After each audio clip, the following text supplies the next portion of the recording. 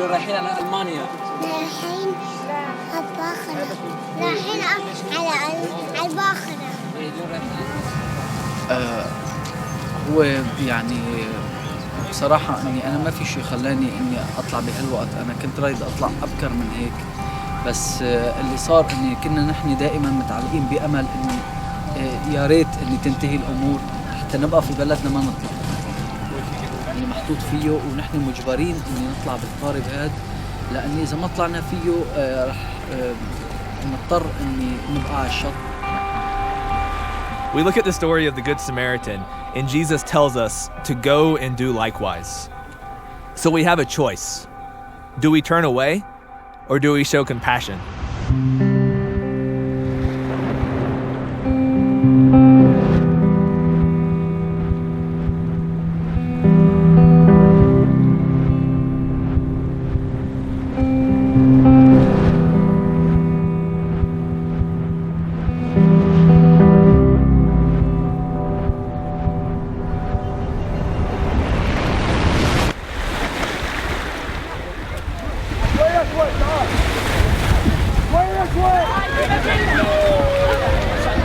The majority of refugees that arrive in Greece or arrive in Europe arrive here on this island.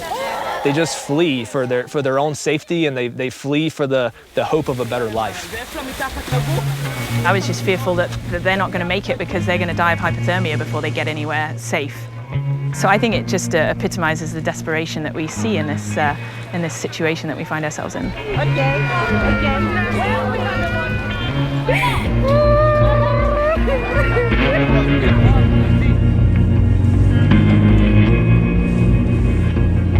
We're trying to get them dry as they arrive wet and cold and they don't know where they are, and places to sleep every night when they come here.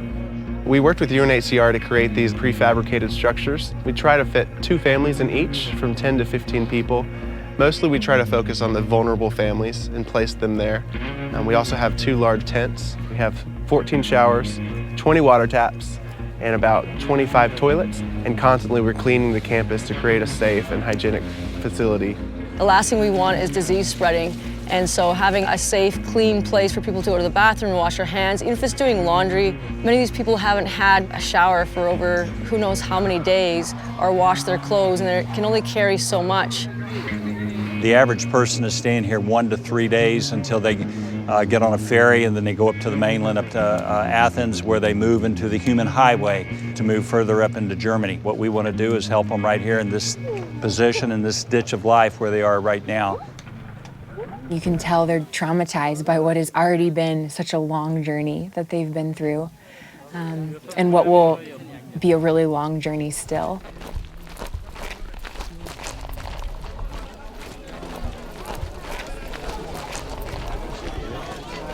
Too much war is there. Nobody can live in the peace. We not come here for enjoying. All of us are hopeless people. We're seeing a huge variety of people coming through. A lot of families are coming through. These are not people who just want a better life. They're risking it all to travel, and to do that there must be something back home that's pushing them to go. And usually that's the safety of their families and the safety of their children. What is your name? Lana. Lana. And? Dida.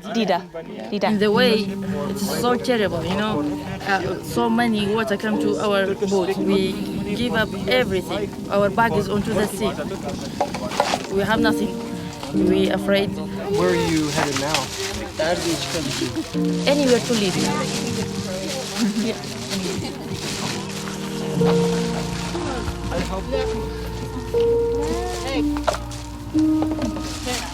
I just find it heartbreaking that we have situations in our world that are causing such difficulty for people at the moment and such unsafety that they need to leave to go somewhere else for what they feel will be a better life and a safer life. We're packing backpacks. We're currently packing children's backpacks. We've also been packing women's backpacks that contain women's hygiene products as well, and also some food items and diapers for infants. It is a sad situation. Our challenge is how to help these that really need help, especially these more vulnerable groups, women, children, as far as going across the next few hundred kilometers. If we can help, let's do it by all means.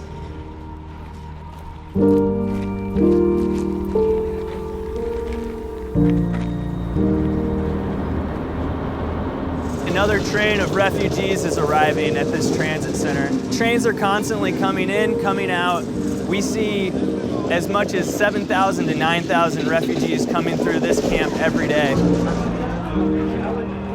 We left because there is war in Syria, you know, and the war not stopping in Syria. And every day it's coming so bad. And I bring my brother, all his dream, it's looking for a normal life, not more than that.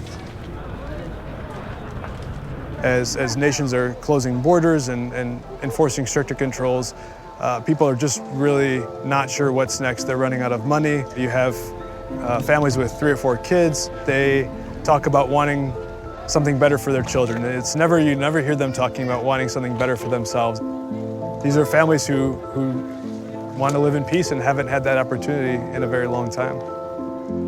There's a lot of pain, anxiety. Children are often crying. When they're not, they're laughing, so they go to extremes, as children do.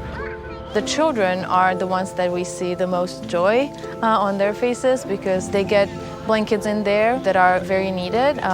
They're very thankful, and it makes our heart very happy.